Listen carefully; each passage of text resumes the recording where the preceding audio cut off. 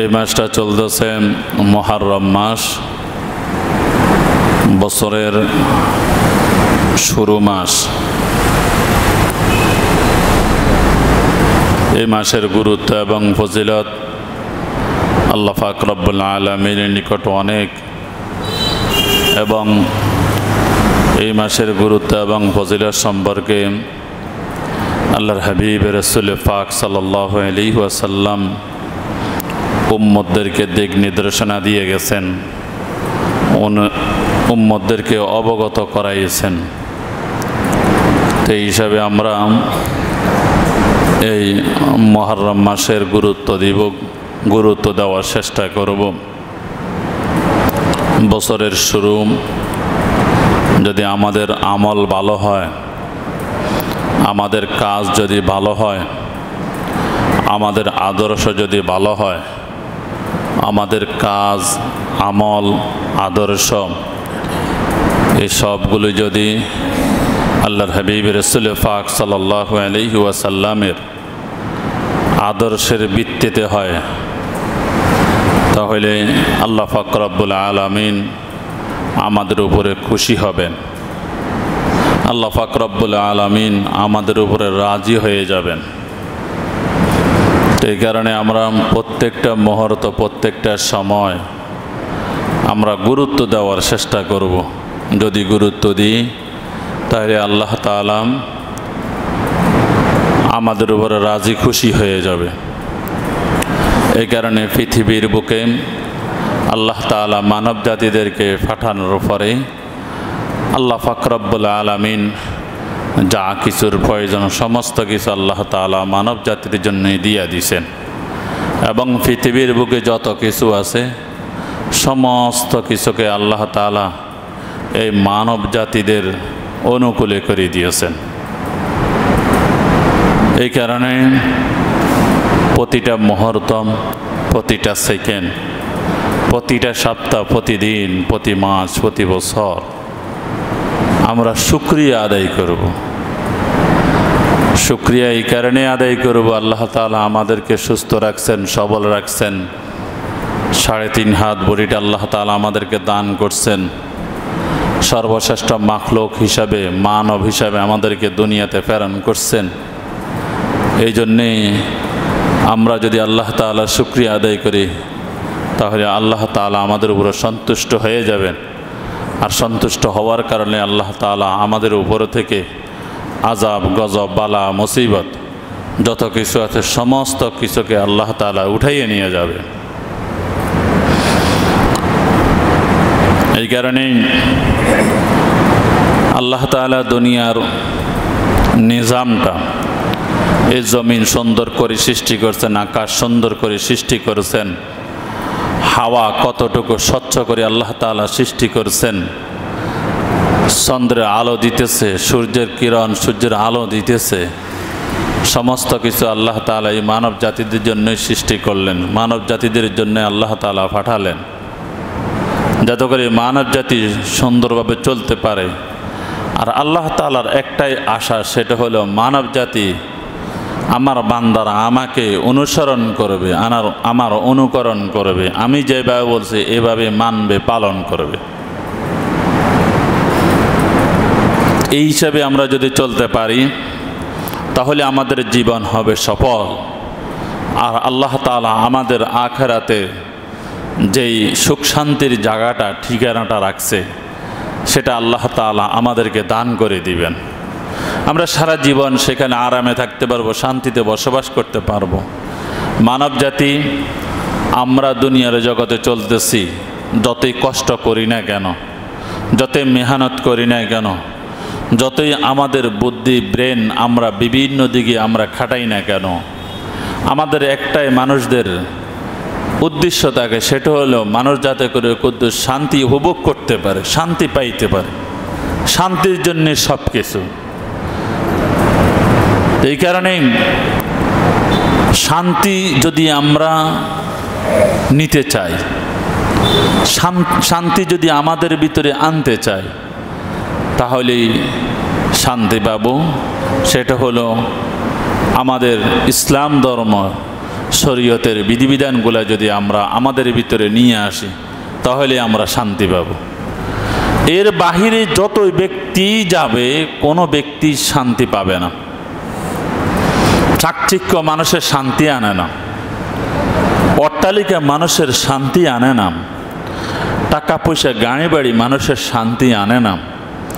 কত মানুষ গাড়ি নিয়ে ঘুরে দেখবেন তারা একজন মানুষের সাথে তার খাতিল্লা যদি কোনো লোকের সাথে যদি সাক্ষাৎ হয় তাহলে ওই ব্যক্তির যদি অশান্তি থাকে তাহলে ওই ব্যক্তি বলে, ভাই আমার গাড়ির ভিতরে শান্তি নাই, আমার অন্তরেই তো শান্তি নেই, আমার গাড়ি দিয়ে আমি শান্তি কিভাবে পাবো আমার অন্তরে যদি শান্তি না থাকে? আমার অট্টালিকা দিয়ে আমার কি শান্তি হবে যদি আমার অন্তর যদি শান্তি না থাকে? যদি আমার যদি পরিবার বর্গের ভিতরে, আমার ফ্যামিলির ভিতরে, আমার সমস্ত সাইড থেকে যদি আমি শান্তি না পাই তাহলে আমার এই গাড়ি বাড়ি আমাকে শান্তি দিবে না, আমার টাকা পয়সা আমাকে শান্তি দিবে না, আমার কোনো বস্তু আমাকে শান্তি দিবে না। যদি মানুষ যদি শান্তি যদি এই জিনিসগুলো দিয়ে পাইতো তাহলে মানুষ টাকা পয়সা অট্টালিকা দিয়ে শান্তি ক্রয় করে নিত। কত মানুষ শান্তির জন্য কত লক্ষ লক্ষ টাকা উড়িয়ে ফেলে শুধু শান্তি। হাসপাতালে পড়ে থাকে, যে ডাক্তারকে বলে, ভাই টাকার চিন্তা করার প্রয়োজন নাই, আপনি আমাকে সুস্থ করে দেন, সুস্থের ব্যবস্থা করুন, আমাকে একটু শান্তির ব্যবস্থা করুন। শান্তি দিবে কে? আল্লাহ। এই কারণেই শান্তি খুঁজবো আল্লাহ তাআলার নিকট। সাহাবায়ে কেরামদের জীবনটা গেছে শান্তিতে। আল্লাহর হাবিব রাসূল পাক সাল্লাল্লাহু আলাইহি সাল্লামের আমলটা তারা শুধু শান্তি, যে শান্তিটা মুমিনদের জন্য কোথায় থাকবে সেটা হলো আখিরাতে। এই কারণে আল্লাহর হাবিব রাসূল পাক সাল্লাল্লাহু আলাইহি সাল্লাম হাদিসের মধ্যে বলছেন, আদ-দুনিয়া সিজনুল মুমিন ওয়া জান্নাতুল কাফির। মুমিনদের শান্তির ঠিকানা হলো আখিরাত। মুমিনরা সেখানেই শান্তি উপভোগ করবে, মুমিনদের শান্তির জায়গাই হলো সেখানে। আর দুনিয়ার জগতে একটু কষ্ট করবে। কষ্টটা কি?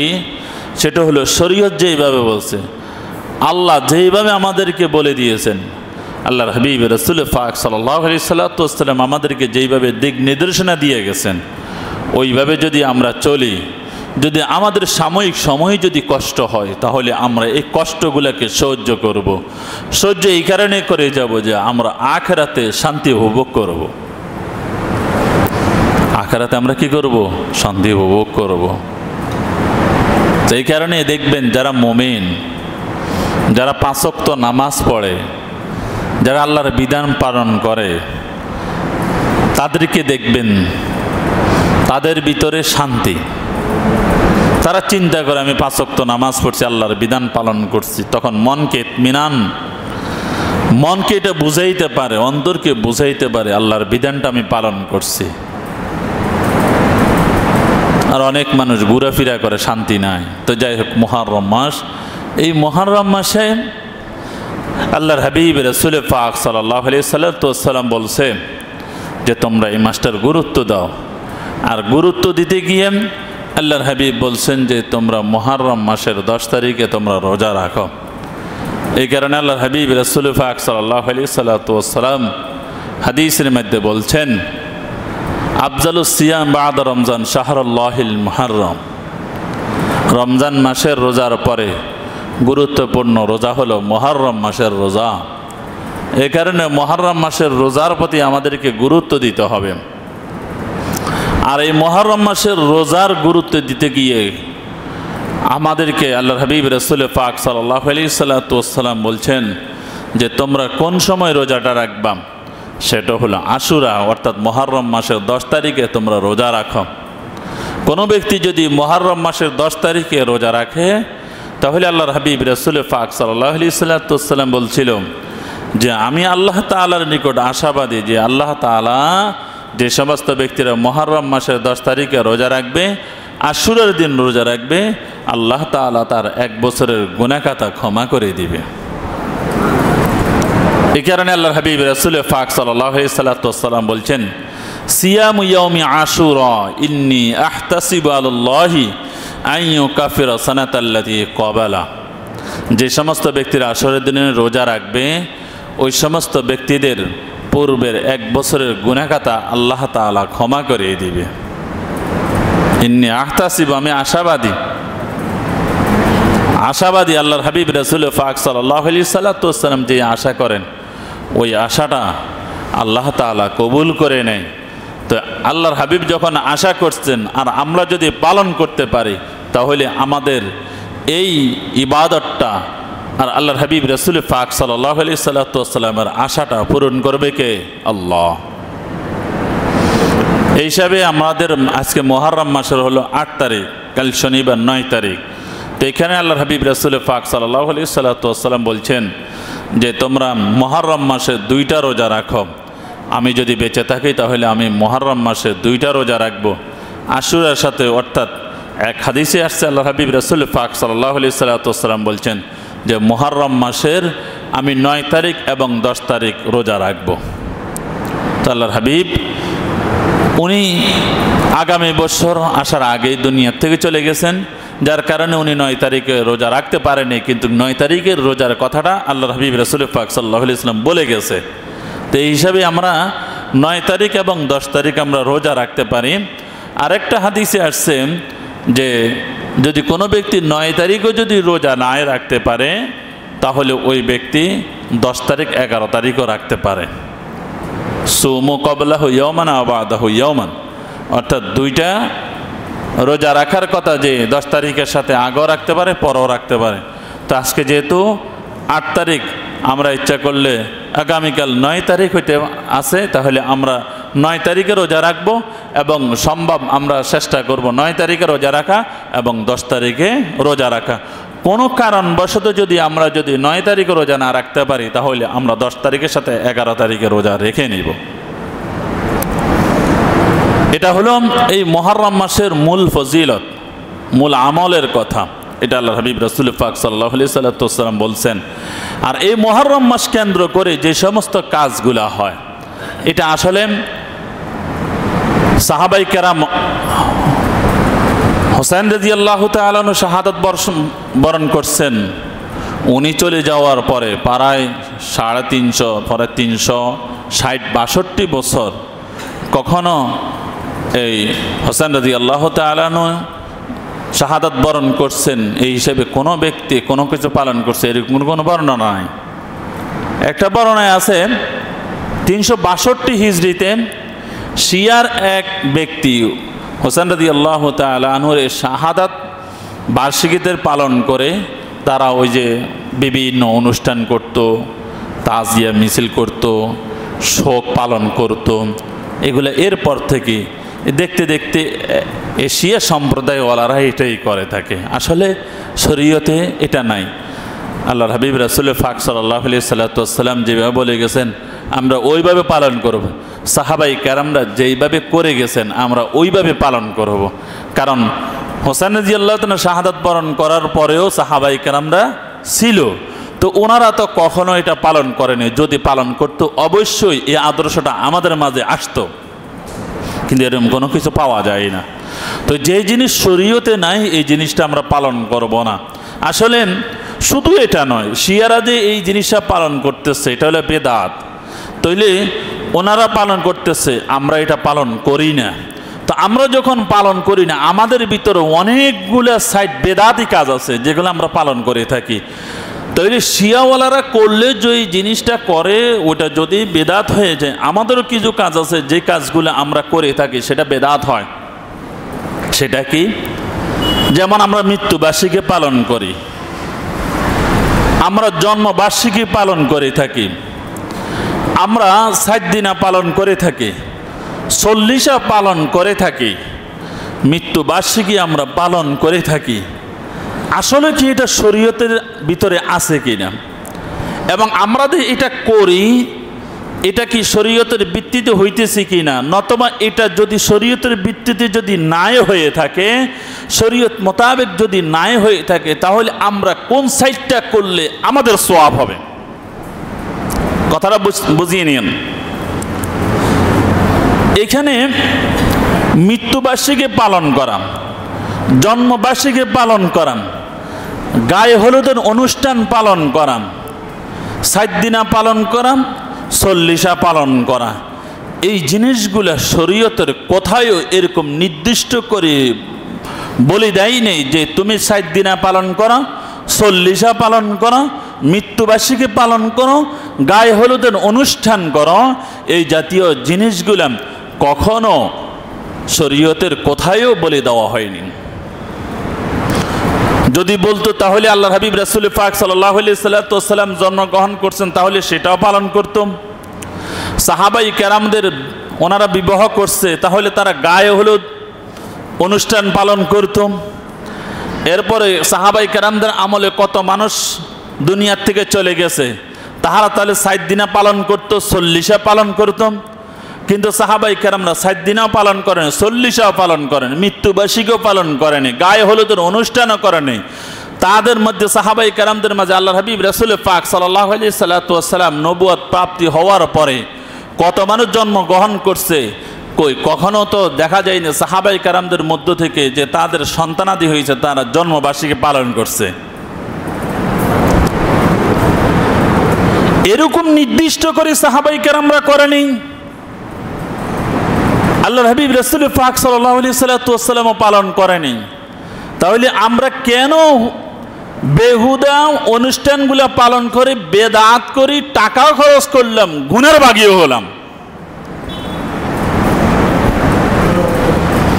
তাহলে কি আমরা অনুষ্ঠান করব না? আমরা কি কোনো কিছু করব না? করব। শরীয়ত বলছেন, ইসলাম আমাদেরকে সেই দিক নির্দেশনা দিয়ে দিয়েছেন। তুমি 7 দিনা পালন করিও না, 40 পালন করিও না, মৃত্যুবার্ষিকী পালন করিও না, জন্মবার্ষিকী পালন করিও না। তুমি কি করবেন? তুমি যদি কোনো ব্যক্তি, তোমার যদি সন্তান যদি জন্মগ্রহণ করে, তুমি যদি জন্মবার্ষিকী পালন করতে চাও, ওই জন্মবার্ষিকী নির্দিষ্ট করিও না। তুমি তোমার সন্তান হওয়ার কারণে যদি তুমি জন্মবার্ষিকী পালন করতে চাও, তাহলে শুকরিয়া আতান আল্লাহ তাআলাকে রাজি খুশি করার জন্য তুমি যেই কোনো দিন তুমি এতিম মিসকিন গরিব দুঃখী মানুষকে তুমি খাওয়াইতে পারো। কথা বুঝে আসছেনি? কেক কাটার জন্য বলেন কেন? যেটা শরীয়তে নেই এটা কেন আমরা পালন করব? তাহলে কেক কিনতে টাকা খরচ হইতেছে না? তাহলে এই টাকা কে দিয়েছেন? আল্লাহ। সম্পদ কে দিয়েছেন? আল্লাহ। আমাকে সুস্থ রাখছেন কে? আল্লাহ। আমার হাত পাও চালাইতেছেন কে? আল্লাহ। তাহলে আমার রুহটা কলবটা যদি আল্লাহ তাআলা নিয়ে যায়, তাহলে আমি শেষ, আমার কিছুই চলবে না। তাহলে সমস্ত কিছু চালাইতেছেন কে? আল্লাহ। তাহলে আল্লাহর হুকুম মোতাবেকই আমি চলবো। রাসূল সাল্লাল্লাহু আলাইহি সাল্লাম আদর্শ মোতাবেকই কি চলবো। 7 দিন আমি পালন করবো না, 40 আমি পালন করবো না, মৃত্যুবার্ষিকী পালন করবো না। তাহলে এর বাহিরে আমি কিভাবে পালন করলে আমার সওয়াব হবে, আমার মা বাপের সওয়াব হবে, তাদের ইসালে সওয়াব পুষবে, আত্মীয় স্বজনদের ইসালে সওয়াব পুষবে, তাহলে আমি কিভাবে পালন করব? সেটা হলো আমি যখনই সময় পাবো তখনই আমি আমার পিতা মাতার জন্য আমি দোয়ার আয়োজন করতে পারি। এবার সেটা প্রতিদিনও হইতে পারে, সেটা সাপ্তাহিকও হইতে পারে, সেটা মাসিকও হইতে পারে, সেটা বাৎসরিকও হইতে পারে। আমি যখনই সুযোগ পাবো, যখনই আমার সামর্থ্য থাকবে, তখনই আমি পালন করব। আর এই পালন করাটা যদি আল্লাহকে রাজি খুশি করার জন্য করে থাকি, তাহলে সেটা হবে সওয়াব। আর যদি এটা যদি আমি যদি সঠিকভাবে পালন না করে আমি যদি শরীয়তের বহির্ভূত কাজ করি, তাহলে সওয়াবের পরিবর্তে আমি গুনার ভাগী হয়ে যাব। কথা বুঝে আসছেন? তাহলে আমরা কোনটা পালন করব, কোনটা পালন করব না, এটা শরীয়ত বলে দিছে। তুমি নির্দিষ্ট সময় তোমার মৃত্যুবার্ষিকী 7 দিনে 40 একটা সমস্যাও হইতে পারে, তাহলে তুমি ওই সমস্যার মাঝে তুমি দৌড়াদৌড়ি করবা, এটা শরীয়ত বলে না। তোমাকে বলছে তুমি যখনই সময় পাও তখনই করো। তোমার বাপের কথা মনে হয়েছে, স্মরণ হয়ে গেছে, তোমার মায়ের কথা স্মরণ হয়ে গেছে, তুমি যখনই সময় পাও, তোমার যদি সামর্থ্য থাকে, তুমি গরিব এতিম মিসকিনদেরকে নিয়ে বসে খানা খাও, তাদেরকে নিয়ে তুমি দোয়া করো। কত সুন্দর পদ্ধতি! কেন একদিনের জন্য বসে থাকবো? কেন 40 জন্য বসে থাকবো? কেন 7 দিনের জন্য বসে থাকবো? কেন বার্ষিকের জন্য বসে থাকবো? না, আমার যখনই সামর্থ্য হবে তখনই আমি দোয়ার আয়োজন করব। তখনই আমি গরিব দুঃখী এতিম মিসকিনদেরকে নিয়ে আমি কি করব, খানার আয়োজন করি তাদেরকে খাওয়াবো। এবং সোয়াব যাতে করে ইসালে সোয়াব আমার মায়ের কবরে পুষতে থাকে, ইসালে সোয়াব আমার বাপের কবরে পুষতে থাকে, ইসালে সোয়াব আমার ভাই বেরাদার আত্মীয় স্বজনদের কবরে যাতে করে পুষতে থাকে, এটা করব। কত মানুষ আছে খাইতে পায় না, তাদেরকে সহযোগিতা করবেন। কত মানুষ কত কষ্ট করে চলে, তাদেরকে সহযোগিতা করুন। মানুষের অন্তর থেকে মানুষ যেই দোয়া করে সেটা ওই অন্তরের দোয়াটা সরাসরি আরশ আজিম পর্যন্ত পৌঁছে যায়। তো মানুষকে সহযোগিতা করলে মানুষের এই অন্তরের দোয়াটা আরশ আজিম পর্যন্ত যখন পৌঁছে যাবে, তখনই আল্লাহ তাআলা ওই ব্যক্তির দোয়াটা কি করবেন, কবুল করবেন। তাহলে আমরা আজকের আলোচনার সারমর্ম কথাই হলো এতটুকুই, সেটা হলো যে শরীয়ত যেইভাবে বলছি আমরা ওইভাবে পালন করব, এর বাহিরে আমরা পালন করার চেষ্টা করব না। মুহররম মাসের গুরুত্ব দিয়ে আমরা এই যে মুহররম মাসের 9 তারিখ 10 তারিখ রোজা রাখা, নতুবা 10 তারিখ 11 তারিখ রোজা রাখা, এটা ফরজও না ওয়াজিবও না, এটা হলো মুস্তাহাব পর্যায়ে। কিন্তু আল্লাহ হাবিব রাসূল পাক সাল্লাল্লাহু আলাইহি সাল্লাম গুরুত্ব দিয়েছেন। এই গুরুত্ব দিয়ে আমরা যদি রাখি তাহলে আমাদের সওয়াব হবে।